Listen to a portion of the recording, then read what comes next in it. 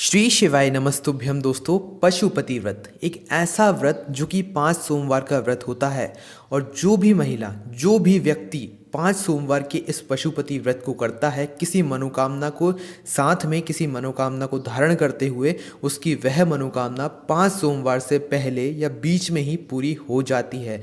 इतना बड़ा व्रत होता है यह पशुपति व्रत। पशुपति भी एक शिव जी का ही नाम है और इस पशुपति व्रत को करने से आपकी मनचाही मनोकामना पूर्ण होती है अगर आपने पूरी विधि पूरी नियम के साथ इस व्रत का पालन किया होगा, इस व्रत की पूजन आराधना होगी।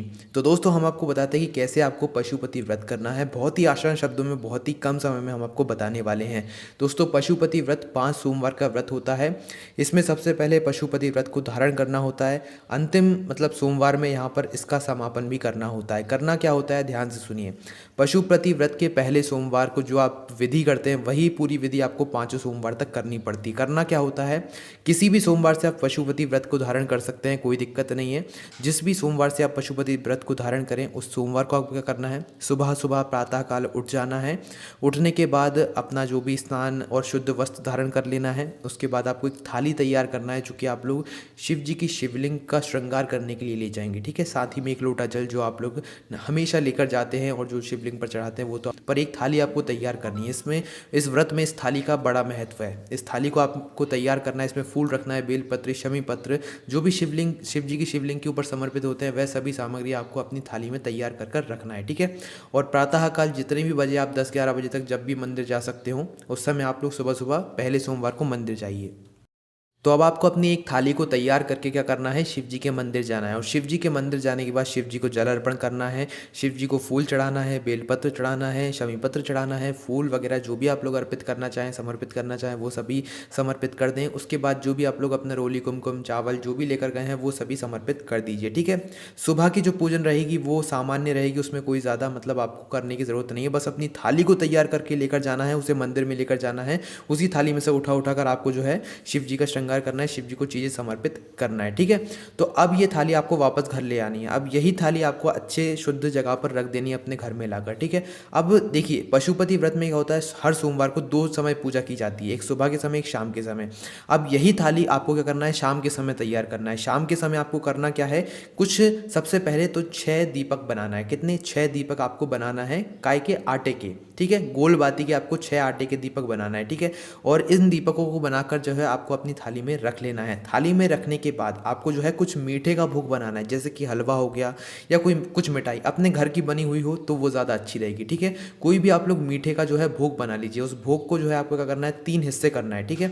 घर से करके ले जाइए या मंदिर में जाकर उसके 3 हिस्से आपको करना है। इतना भोग बनाइएगा, भोग उतना ही बनाइएगा जितना आप मतलब उतना 3 हिस्से हो जाएं आपको, ठीक है। ज़्यादा भोग नहीं बनाना है क्योंकि उस भोग को सिर्फ आपको ही खाना है और कोई उस भोग को नहीं खा सकता। तो दोस्तों अब आपको शाम की थाली तैयार करनी है, पर थाली वही होनी चाहिए जो कि आप सुबह पूजा के समय लेके गए थे, ठीक है। जो सुबह आप लोग थाली मंदिर लेकर गए थे वही की वही थाली आपको शाम को तैयार करनी है। उसी में वापस से रोली कुमकुम चावल बेलपत्र फूल वगैरह जो भी आप लोग रखना चाहे शिव जी की पूजा के लिए वह सभी रख लें। साथ ही में 6 आटे के दिए, उसमें गोल बाती होनी चाहिए, वो रख लीजिए। साथ ही में जो आपने प्रसाद का भोग बनाया उसके 3 हिस्से कर जो है उसी थाली में रख लीजिए। अब जाइए शिव जी के मंदिर में प्रदोष काल में या शाम के समय, ठीक है, जब आप लोग का मन करे। प्रदोष काल में, प्रदोष काल के बाद भी जा सकते हैं। अब शिव जी के मंदिर जाइए। शिव जी के मंदिर जाने के बाद जो भी आप लोग शिव जी को जो है समर्पित करना चाहते हैं, शिव जी का श्रृंगार करना चाहते हैं, बेलपत्र फूल वगैरह जो समर्पित करना चाहते हैं वो समर्पित कीजिए। उसके बाद अब आपको क्या करना है, अब आपको 5 दीपक लगाना है, ठीक है। कितने,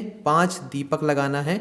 5 दीपक लगाने के बाद आपको पंचानन मतलब महादेव का नाम लेना है, पंचानन शिव जी का नाम लेना है और वो 5 दीपक एक साथ आपको शिव जी की शिवलिंग के सामने, ठीक है। मतलब आप देना मतलब ऐसा ही नहीं कि बिल्कुल पास में आपने रख दिए, शिव जी की शिवलिंग के थोड़ा आसपास थोड़ा दूर एक साथ 5 दिए आपको रखना है, ठीक है। 6 दिया आप बना कर लाएं पर आपको 5 दिए रखना है। एक दिया जो रहेगा वो आपको अपनी थाली में वैसा का वैसा रखे रहने देना है, ठीक है।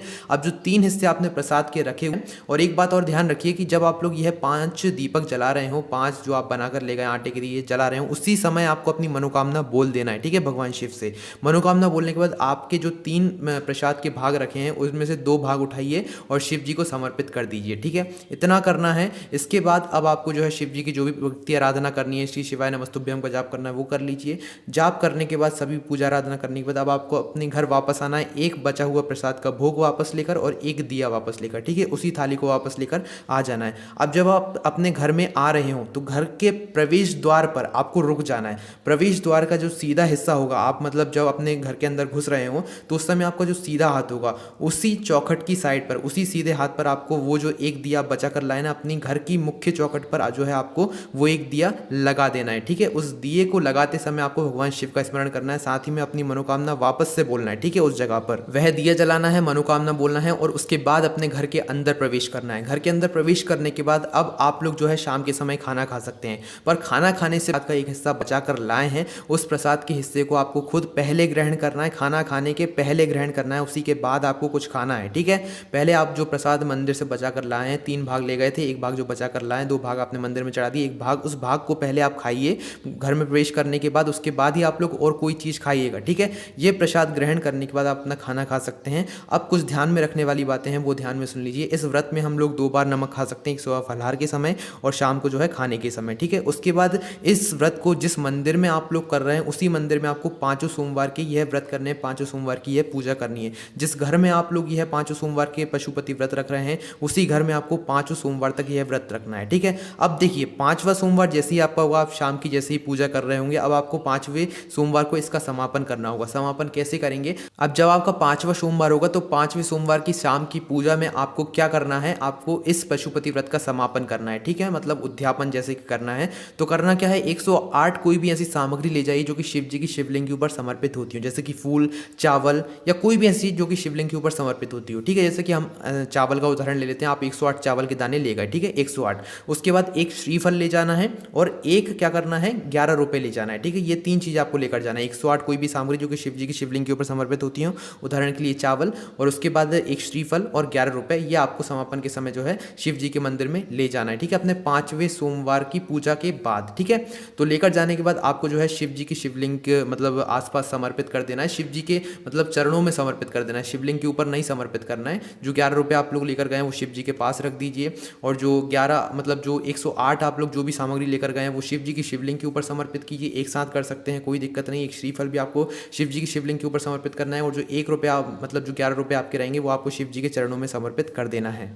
तो बस दोस्तों, यहाँ पर यह पशुपति व्रत पूरा हो जाता है। पूरी विधि के साथ हमने आपको पशुपति व्रत के बारे में बताया। कोई भी समस्या है, हम आपकी समस्या को देखते हुए बार बार पशुपति व्रत को समझाने की कोशिश करते हैं। कोई भी समस्या है कमेंट करके पूछ सकते हैं। बस ध्यान रखिए, कुछ हमने महत्वपूर्ण बातें भी आपको इस व्रत के बारे में बताई। इस व्रत को जब आप लोग धारण करते हैं तो इस व्रत के पूरे होने से पहले ही आपकी मनचाही मनोकामना पूरी हो जाती है। जिस मनोकामना के साथ में आपने इस व्रत को शुरू किया हुआ वह आपकी मनोकामना अवश्य पूर्ण हो जाएगी। ठीक है, पूरे विश्वास के साथ, पूरी श्रद्धा के साथ इस पशुपति व्रत को कीजिएगा, आपको फल अवश्य मिलेगा। ओम नमः शिवाय, जय भोले बाबा, श्री शिवाय नमस्तुभ्यम।